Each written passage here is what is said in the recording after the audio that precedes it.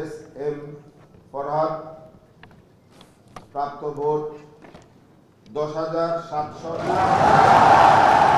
বহুল প্রতীক্ষিত ডাকসু নির্বাচনের ফল প্রকাশের পর বিজয়ীদের প্রতি অনেকেই অভিনন্দন জানিয়েছেন। রাজনৈতিক নেতাদের পাশাপাশি সামাজিক যোগাযোগ মাধ্যমে অভিনন্দন জানিয়েছেন শিক্ষক, শিক্ষার্থী সহ নানা শ্রেণী পেশার মানুষ।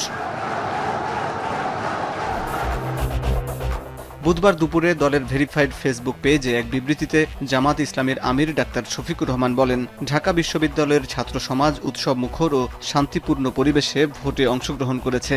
নির্বাচিতরা দলীয় পরিচয়ের ঊর্ধ্বে উঠে ছাত্র সমাজের প্রতিনিধি হিসাবে দায়িত্ব পালন করবেন বলে আশা প্রকাশ করেন তিনি। ডাকসু নির্বাচনের ফলাফল মেনে নেয়ায় অংশগ্রহণকারীদের অভিনন্দন জানিয়েছেন আইন উপদেষ্টা ডক্টর আসিফ নজরুল। এক ফেসবুক পোস্টে তিনি লিখেন, এই নির্বাচনের মাধ্যমে ট্যাগ দেয়ার রাজনীতির ভূমিধস পরাজয় হয়েছে।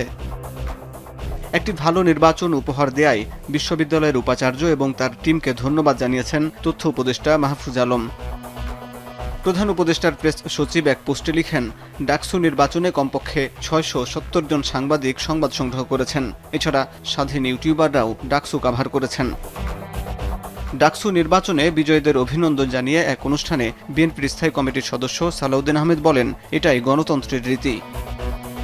ভিপি সাদিক কায়েম সহ নির্বাচিত সবাইকে অভিনন্দন জানিয়ে ডাকসুকে ক্যালেন্ডার ইভেন্ট বানানোর আহ্বান জানান এনসিপির সদস্য সচিব আখতার হোসেন।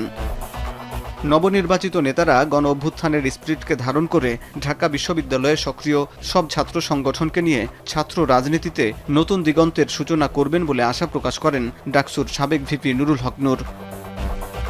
নির্বাচনে গণতান্ত্রিক চর্চার স্বার্থে নিজের পরাজয় মেনে নিতে কোনো আপত্তি নেই বলে জানিয়েছেন জিএস পদে প্রতিদ্বন্দ্বিতা করা বাগঝাস নেতা আবু বাকের মজুমদার।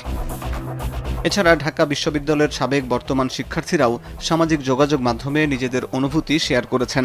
নবনির্বাচিত কমিটির কাছে আগামীর গণতান্ত্রিক বাংলাদেশ বিনির্মাণে এই নির্বাচন মাইল ফলক হয়ে থাকবে বলেও প্রত্যাশা করেন তারা। হাসিব বিল্লাহ, এখন, ঢাকা।